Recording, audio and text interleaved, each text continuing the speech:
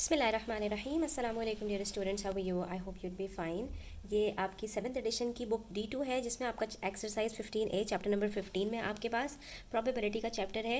जबकि अब जब आपकी बुक अपडेटेड 7th एडिशन आई है तो वहाँ पर बुक 1 के अंदर यही चैप्टर आपका चैप्टर नंबर 15 है। ठीक है, तो आप लोग परेशान नहीं होइएगा।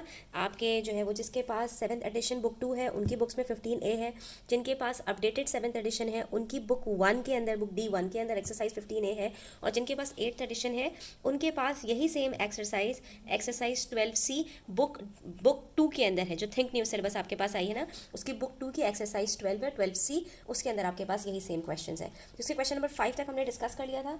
आज हम आगे से डिस्कस करेंगे question number 6 and so on. तो स्टार्ट करते हैं विद दिस एक्सरसाइज और देखते हैं कि हमारे पास यहाँ पर क्वेश्चंस में क्या कहा जा रहा है।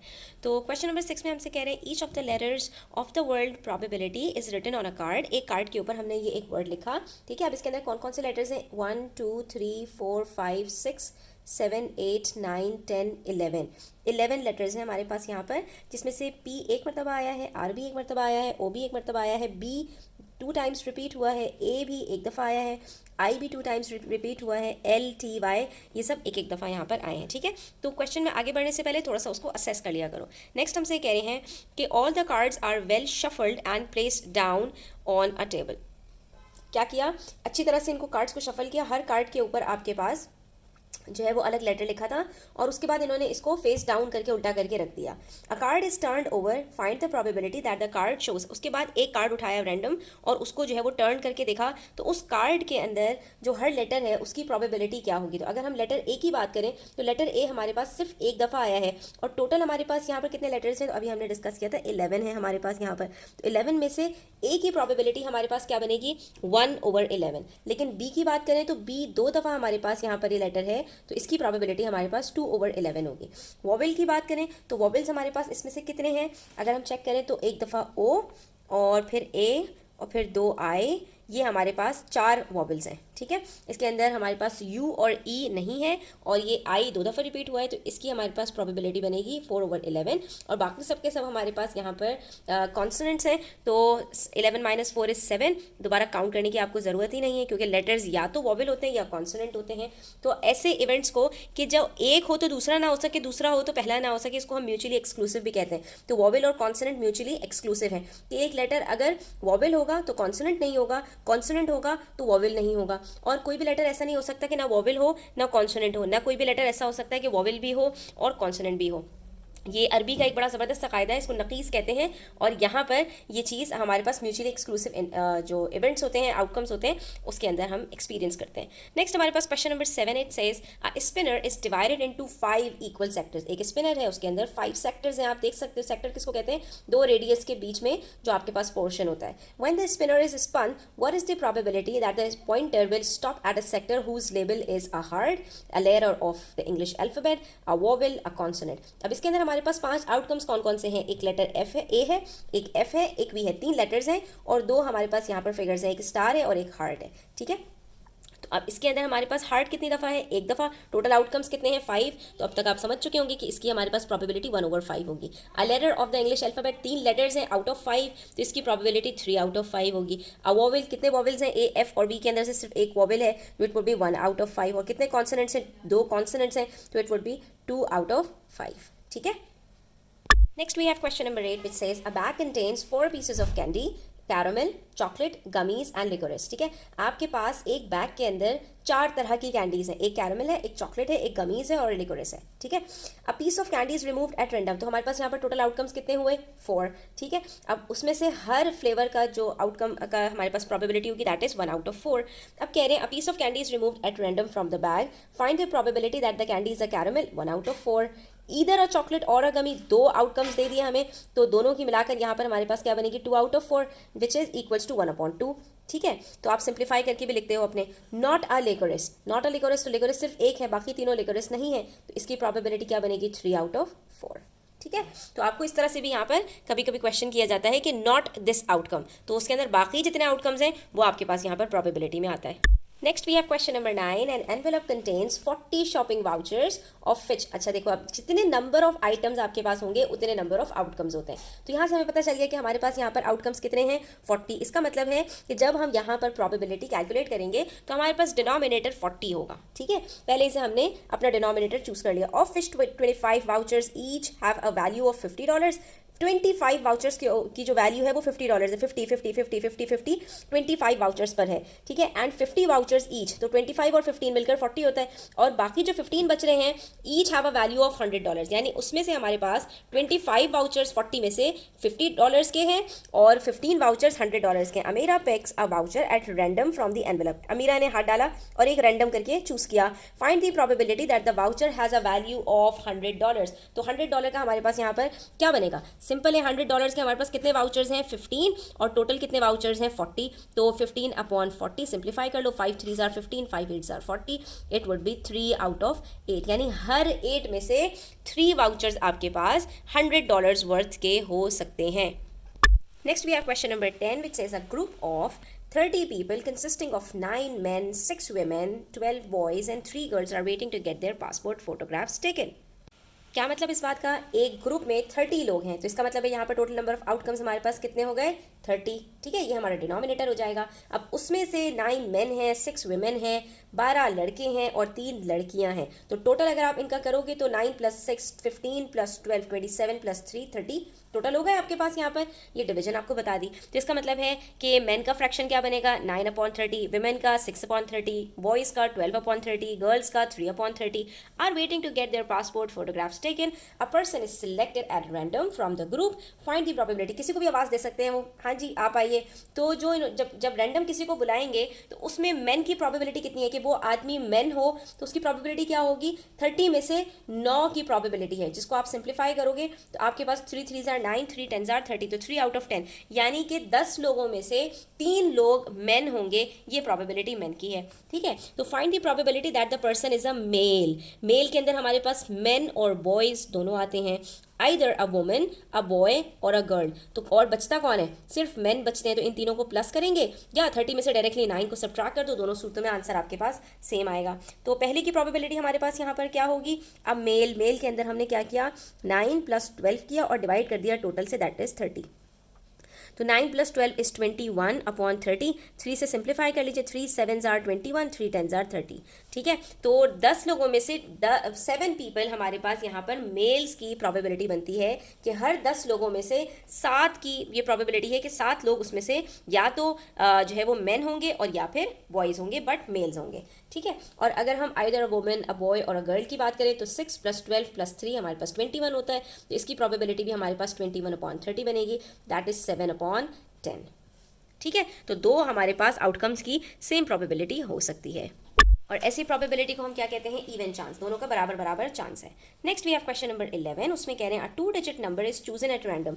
2 डिजिट नंबर का मतलब क्या है, कहाँ से 2 डिजिट नंबर स्टार्ट होते हैं 10 से और कहाँ तक जाते हैं 99 तक। तो टोटल हमारे पास ये कितने नंबर्स बने 10, 99 में से 9 को सब्ट्रैक्ट कर दो, 1 से लेकर 9 तक इसमें इंक्लूडेड नहीं है, तो इसका मतलब है ये हमारे पास टोटल 90 नंबर्स बनते हैं। ठीक है, टोटल 90 नंबर्स। तो हमारे पास यहाँ पर नंबर ऑफ आउटकम्स कितने हो गए 90। सबसे पहले हमने नंबर ऑफ आउटकम्स यहाँ से कैलकुलेट कर लिया।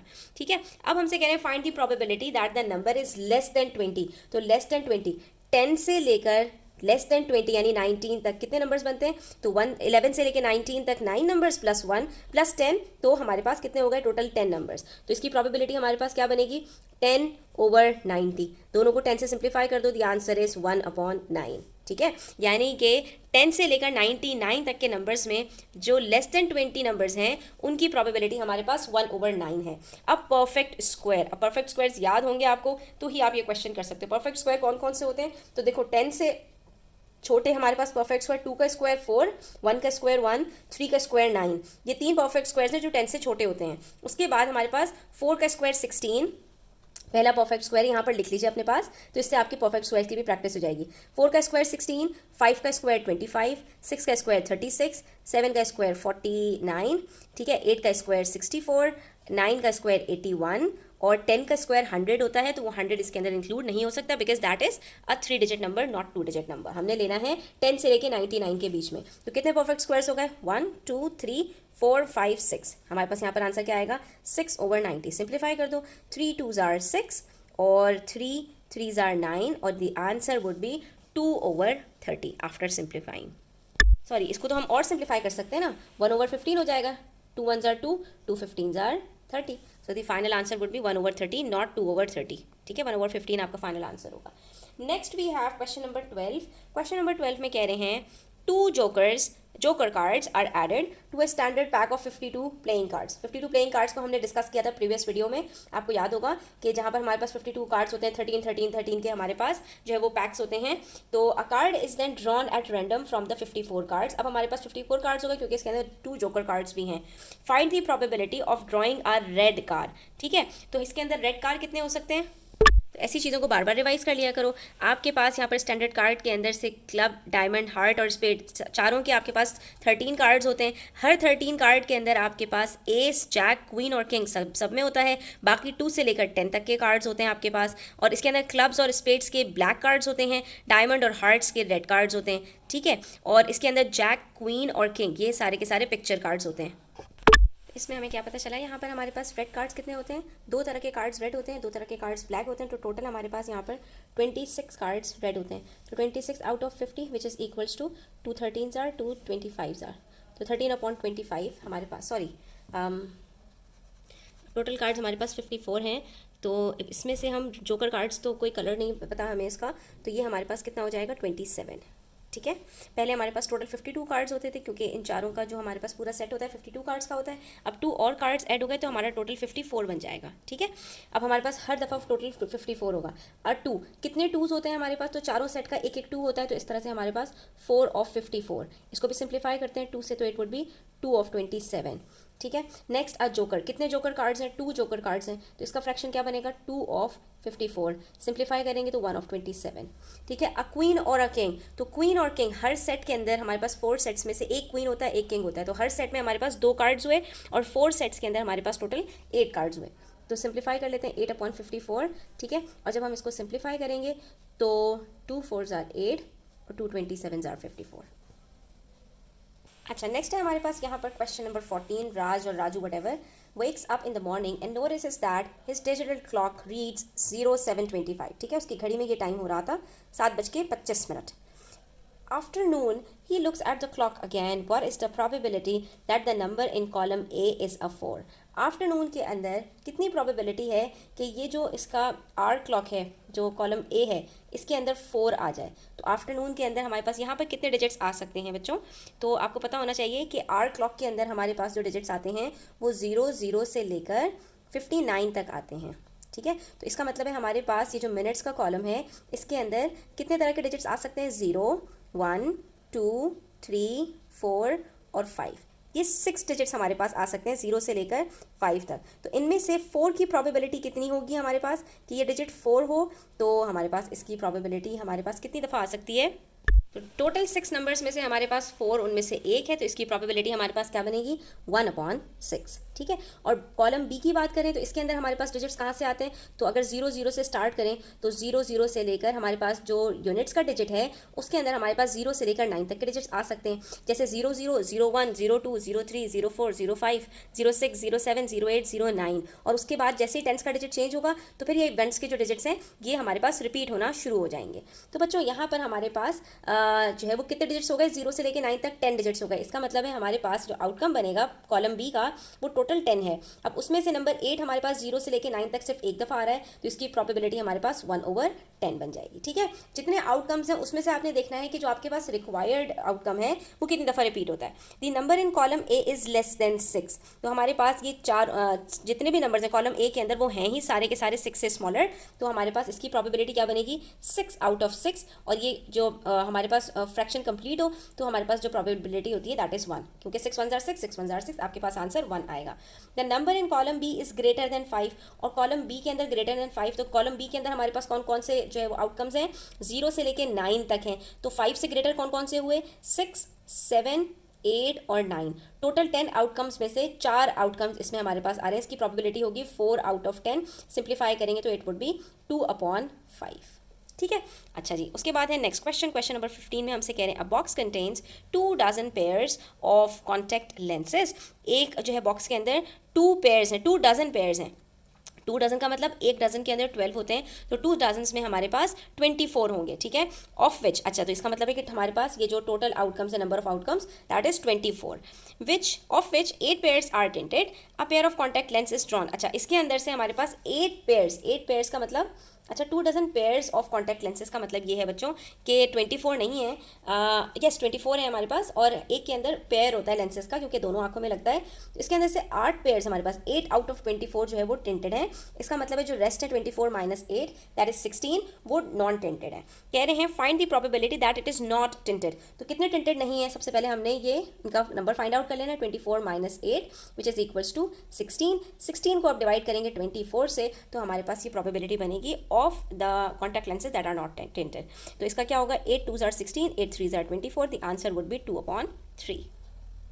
उसके बाद नेक्स्ट क्वेश्चन है the table shows the number of each type of school personal at a school. ठीक है, एक स्कूल के अंदर कितने तरह के लोग हैं आपके पास मैनेजमेंट के अंदर, तो वो यहाँ पर आपको बता रहे हैं। मैनेजमेंट में 26 लोग हैं, टीचिंग के अंदर यानी पर्सनल कहते हैं कितने लोग हैं, टीचिंग में 62 लोग हैं, लेबॉर्ट्री के अंदर 8 हैं, एडमिनिस्ट्रेटिव में 9 हैं और मेंटेनेंस में 12 हैं। ठीक है, तो टोटल हमारे पास यहाँ पर कितना होगा, हम सबको ऐड कर लेंगे। टोटल हमारे पास यहाँ पर कितने बनते हैं, 26 62 8 9 और 12 को ऐड करके 117। तो टोटल आउटकम हमारे पास यहाँ पर हमने लिख लिया 117 है। ठीक है, अब हमसे कह रहे हैं school personal is selected at random find the probability that the school personal is a teacher. Teacher की प्रोबेबिलिटी हमारे पास क्या होगी, तो नंबर ऑफ टीचर्स हमारे पास कितने, टीचिंग स्टाफ में हमारे पास 62 हैं, तो इनकी प्रोबेबिलिटी होगी 62/117। 117 हमारे पास जो है वो प्राइम नंबर तो नहीं है क्योंकि ये 3 से डिविजिबल है, लेकिन 62 और 117 को प्राइम्स हैं, एक दूसरे से डिविजिबल नहीं है, तो यही हमारा आंसर होगा।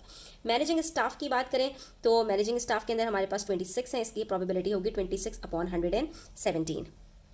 अच्छा बच्चों, अब टेबल्स याद होंगे ना तो बड़ा मजा आएगा, क्योंकि 117 13 से डिविजिबल है, 13 9s are 117 होता है, तो ये सिंप्लीफाई हो जाएगा आपके पास, 13 2s are और 13 9s are, the answer would B 2/9। यहाँ पर 62 3 से डिविजिबल भी नहीं था और 13 से भी डिविजिबल नहीं था, इसलिए इसको हमने ऐसे ही छोड़ दिया क्योंकि 13 5s are 65 होता है। ठीक है, लेकिन यहाँ पर ये सिंप्लीफाई हो सकता है 117 से, तो पहले ही से आप इसका चूज करके रखो, देख के रखो कि ये किससे किससे डिविजिबल है। तो अब हमें पता चल गया 117 हमारे पास 3 से 9 से और 13 से डिविजिबल है। एंड एडमिनिस्ट्रेटिव और मेंटेनेंस स्टाफ, तो दोनों को प्लस करना पड़ेगा। एडमिनिस्ट्रेटिव में 9 है, मेंटेनेंस में 12 है, तो 9 + 12 इज इक्वल्स टू 21। आपका आंसर आएगा 21/117। अभी हमने डिस्कस किया कि 117 3 से डिविजिबल है, तो 3 से इसको डिवाइड कर देंगे, ये हो जाएगा हमारे पास 3 7s are 21, और 117 को जब आप 3 से डिवाइड करेंगे तो आपके पास आंसर आएगा 39। ठीक है, तो ये आपके पास इसकी प्रोबेबिलिटी क्या बनेगी, 7/39।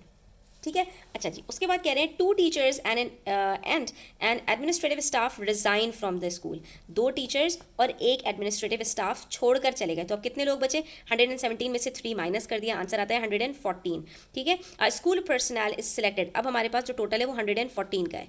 ठीक है, तो अब हमारे पास जो फ्रैक्शन बनेगा उसका डिनोमिनेटर 114 होगा, इस चीज़ को याद रखना। 2 टीचर्स, अच्छा find the probability that the school personal is an administrative staff.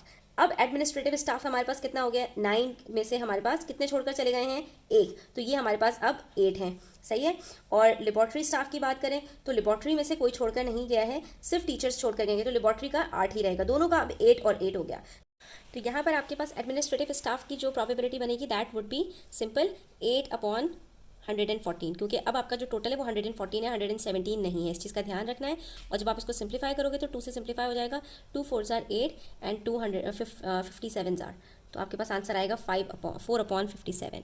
ठीक है, और यहाँ पर आपसे नॉट अ लेबॉर्ट्री स्टाफ की बात करें तो लेबॉर्ट्री स्टाफ हमारे पास 8 हैं, तो इसका मतलब है हमने जो नॉट अ लेबॉर्ट्री स्टाफ है उसके अंदर ये चारों आएंगे, तो 114 में से 8 को सब्ट्रैक्ट कर दीजिए। तो 114 में से अगर हम सब्ट्रैक्ट करते हैं 8 को, तो हमारे पास बचता है 106, और ये बन जाएगा 106/114। फिर हम इसको सिंप्लीफाई करेंगे तो हमारे पास आंसर आएगा 53/57।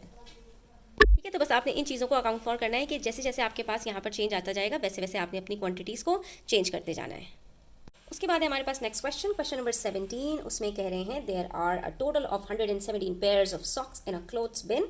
एक क्लोथ बिन के अंदर 117 पेयर ऑफ सॉक्स हैं आपके पास। ठीक है, 117 जोड़ी मोजे के हैं। तो टोटल नंबर ऑफ हमारे पास यहाँ पर जो डिनोमिनेटर होगा दैट वुड बी 117, ये आउटकम्स हैं। Each pair of socks is placed in a bag, the probabilities of selecting a yellow pair of socks and a grey pair of socks at random from the bin are 2/9 and 3/13। इन्होंने क्या कर दिया, अब हमें इन्होंने probability calculate करके दे दी है। Find the number of pair of socks in the bin which are yellow, neither yellow nor grey. तब टोटल भी पता है और फ्रैक्शन भी पता है, तो अब इसमें हम क्या करेंगे, सिंपल याद रखो, जब भी आपके पास फ्रैक्शन दिया हुआ हो प्रोबेबिलिटी का और टोटल गिवन हो, सिंपल आपने क्या करना है, दोनों को मल्टीप्लाई कर लेना है। येलो का पूछा है ना, येलो का हमें इन्होंने क्या बताया है कि येलो का हमारे पास जो फ्रैक्शन है दैट इज 2/9, हम 2/9 को मल्टीप्लाई करेंगे 117 से, सिंप्लीफाई करेंगे, हमें नंबर ऑफ येलो सॉक्स पता चल जाएंगे। तो 9 1 ज़ार 9, अभी हमने डिस्कस किया था, 9 × 13 इज इक्वल्स टू 117, 13 को मल्टीप्लाई किया 2 से किया तो आंसर आ गया 26। इसका मतलब है कि येलो सॉक्स हमारे पास 26 हैं। इसका मतलब 117 में से 26 येलो हैं। और इसी तरह से अगर ग्रे निकालने हो आपको तो ग्रे भी आप निकाल सकते हो। कैसे निकालोगे, 3/13 को मल्टीप्लाई बाय 117 कर दो, 13 1 ज़ार 13, 13 9 ज़ार 117, 3 9 ज़ार 27। नेक्स्ट पार्ट में हमसे ये नहीं पूछ रहे कि कितने हमारे पास ग्रे होंगे, तो हमें यहाँ पर कह रहे हैं नीदर येलो नॉर ग्रे। तो हमने क्या करना है, जो येलो हैं और ग्रे हैं दोनों को प्लस करेंगे, हमारे पास क्या आंसर आएगा, 26 + 27 इज इक्वल्स टू 53।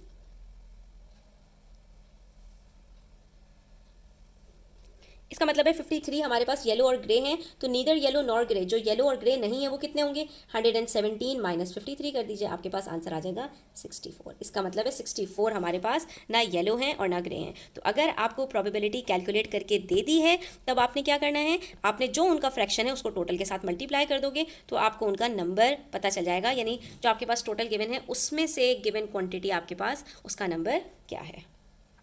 उसके बाद का जो क्वेश्चन है ना, बहुत मजे का क्वेश्चन है स्टूडेंट, जिसमें आपसे कह रहे हैं an IQ test contains of 80 multiple choice questions, यानी टोटल आउटकम्स कितने हैं, 80। डिनोमिनेटर पहले से हमने लिख लिया।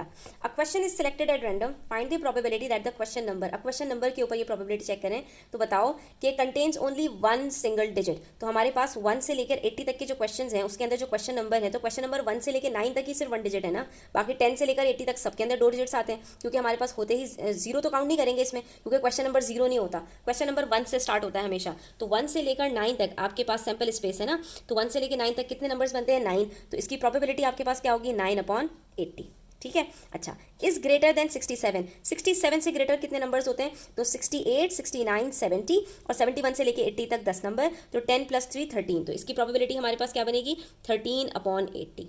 ठीक है, उसके बाद कह रहे हैं कंटेन्स एग्जैक्टली 1 7, वो तमाम नंबर्स जिसके अंदर सिर्फ एक 7 आता हो। तो देखो 1 से लेके 10 तक के बीच में एक 7 है, ठीक है, उसके बाद 11 से लेकर 20 तक एक 17 है जिसमें एक 7 है, ठीक है, फिर हर जो है वो 10 डिजिट नंबर्स के अंदर हमारे पास एक 7 वाला नंबर आएगा जिसके अंदर एक 7 होगा, ठीक है, फिर 27, 37, 47, 57, 67 और उसके बाद फिर हमारे पास जो 17 की सीरीज़ है ना उसके अंदर देखो 70 के अंदर एक 7, 71 में भी एक 7, 77 के अलावा सब में एक एक 7 है, 72, 73, फिर 74, 75, 76, 77 इसमें नहीं आ सकता क्योंकि इन्होंने कहा है कंटेन्स एग्जैक्टली 1 7, एक ऐसा नंबर लेना है जिसमें सिर्फ एक 7 हो, तो हम इसमें लेंगे 78, 79 और 80 नहीं आ सकता, 80 के अंदर कोई 7 नहीं है और 80 के बाद के कोई नंबर्स भी नहीं है। तो टोटल कितने नंबर्स बनेंगे, 1 2 3 4 5 6 7 8 9 10 11 12 13 14 15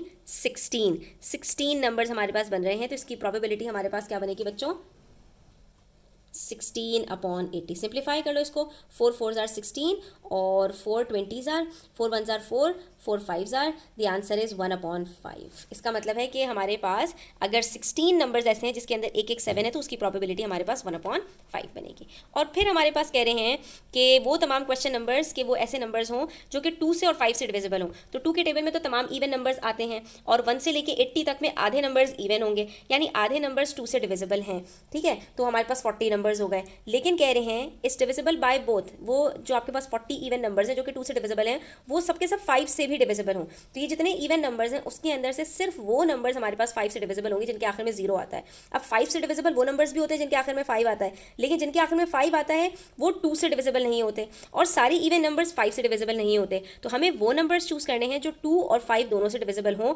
यानी वो नंबर्स हमें चूज करने हैं जो कि 2 × 5 10 से डिविजिबल हों, ठीक है। तो कौन कौन से नंबर्स इसमें 10 के टेबल में आते हैं, पहला नंबर 10, इनकी भी सीरीज लिख लो, 10, 20, 30, 40, 50, 60, 70 और 80। कितने नंबर्स बने? 1 2 3 4 5 6 7 8।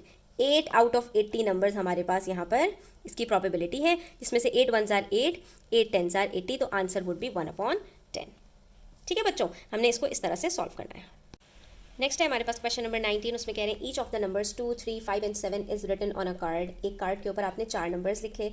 2 of the cards are drawn at random. 2 cards आप ड्रॉ कर रहे हैं। ठीक है, तो हमारे पास टोटल आउटकम्स कितने हैं? 4 आउटकम्स हैं। ठीक है, और सैम्पल स्पेस क्या है? 2 3 5 और 7 की है।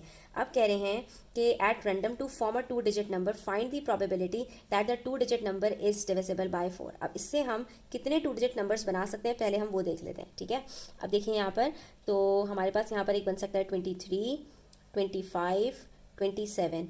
ठीक है, पहले 3 नंबर्स ये बन सकते हैं। फिर 3 को अगर उठाएं हम तो हमारे पास क्या क्या नंबर्स बन सकते हैं? 32, 35, 37। 5 को उठाएं तो क्या नंबर्स बन सकते हैं? 52, 53, 57। और 7 को उठाएं तो क्या क्या नंबर्स बन सकते हैं? 72, 73, 75। ठीक है, अब इनमें से आपसे कह रहे हैं कि वो नंबर्स बताइए कि जो 4 से डिविजिबल हों। 2 कार्ड्स उठा रहे हैं ना, 2 कार्ड्स उठाने के अंदर हमारे पास ये कितने नंबर्स बन सकते हैं? 1 2 3 4 5 6 7 8 9 10 11 12। 12 प्रोबेबिलिटीज़ हैं, तो हमारे पास यहाँ पर जो फ्रैक्शन होगा वो आउट ऑफ 12 होगा। ठीक है, अब इनमें से कितने नंबर्स हैं जो 4 के टेबल में आते हैं? 23, 25, 27 कोई भी नहीं आता। 32 आता है। ठीक है, 35, 37 नहीं आते। 52 आता है, यस आता है। 53 और 57 नहीं आते। 72 आता है, यस आता है। तो ये 3 नंबर्स हैं जो हमारे पास जो है वो 4 के टेबल में आते हैं। तो इसकी प्रोबेबिलिटी हमारे पास बनेगी 3/12 विच इज़ इक्वल्स टू 1/4। 3 1 3, 3 4 12। अच्छा, और उसमें से फिर कह रहे हैं कि ये जो 2 डिजिट नंबर आपने बनाए हैं ये कोई प्राइम नंबर निकल आए। तो 23 एक प्राइम नंबर है। ठीक है, 25 प्राइम नहीं है, 27 भी प्राइम नहीं है। 32 और 52 और 72 तो 4 से डिविजिबल है, ये तो हो ही नहीं सकते। ठीक है, अच्छा फिर और कौन सा नंबर हो सकता है? 35 5 से डिविजिबल है, ये भी नहीं हो सकता। 37, यस 37 एक प्राइम है। ठीक है, 53 प्राइम है। 57 प्राइम नहीं है, 3 के टेबल में आता है। 73 प्राइम है और 75 प्राइम नहीं है। तो कितने नंबर्स हो गए? 1 2 3 4, 4 आउट ऑफ 12। तो अब आप इसको कर सकते हैं 4 1 4, 4 3 12। इसका फ्रैक्शन आपके पास बनेगा 1/3। और फिर लास्ट क्वेश्चन है हमारे पास, अभ्यास tetrahedral die with faces labelled 1 2 3 4। एक आपके पास जो है वो एक ऐसा डाइस है जिसके अंदर ये 4 नंबर्स हैं। इस रोल्ड वंस, इसको एक दफ़ा आपने रोल किया। The chance of getting a 3 is twice that of getting अ 1। जो 3 का चांस है वो 3 टाइम्स है 1 के चांस है। The chance of getting a 2 is thrice that of getting a 3। There is an equal chance of getting a 2 and a 4। Find the probability of getting a prime number. अब देखो यहाँ पर हमसे कह रहे हैं कि एक दफ़ा हमने इसको रोल किया है, तो अब यहाँ पर सबसे पहली बात, the chance of getting a 3 is twice that of a getting a 1। तो 1 के चांस कितने हैं? एक दफ़ा रोल किया तो 1 एक दफ़ा आ सकता है। लेकिन 3 का चांस कितना ज़्यादा है? तो 1 के डबल चांस है कि 3 आ जाए। तो इसका मतलब है कि 3 की प्रोबेबिलिटी हमारे पास 2 है। ठीक है, चांसेस की बात हो रही है, तो चांसेस हम यहाँ पर काउंट डाउन कर रहे हैं। फिर कह रहे हैं the chance of getting a 2 is thrice that of a 3। 3 के जितने आने के चांसेस है ना, 3 का चांस कितना है? 2 दफ़ा आने का है। तो 2 का चांस उसके भी ट्रिपल है। थ्राइस का मतलब 3 टाइम्स है। तो अगर 3 का चांस 2 टाइम्स है तो 2 का थ्राइस कितना होता है? 2 3 6। इसका मतलब है कि 2 हमारे पास 6 दफ़ा आ सकता है। 1 2 3 4 5 6। ठीक है, और उसके बाद हमसे क्या कह रहे हैं? There is an equal chance of getting a 2 and a 4। जितने चांसेस 2 के आने के उतने ही चांसेस 4 के भी हैं। इसका मतलब है 4 चांसेस 4 के आने के, 6 चांसेस 4 के आने के भी हैं। तो टोटल यहाँ पर हमारे पास कितने आउटकम्स हो गए? 6 + 6 12, 13 14 15। तो टोटल तो हमारे पास 15 हो गया। जब चांसेस की बात करेंगे ना तो उतने आउटकम्स आपके बढ़ते चले जाएंगे। अब कह रहे हैं find the probability of getting a prime number. देखो 1 तो ना प्राइम होता है ना कॉम्पोजिट होता है, 1 को छोड़ दीजिए। 3 भी प्राइम है, 2 भी प्राइम है, 4 प्राइम नहीं है। 4 कॉम्पोजिट नंबर है। 1 प्राइम और कॉम्पोजिट दोनों नहीं है। तो 2 3 हैं, 6 2 हैं। 6 + 2 8 होता है। तो इसकी प्रोबेबिलिटी हमारे पास क्या बनेगी? 8/15।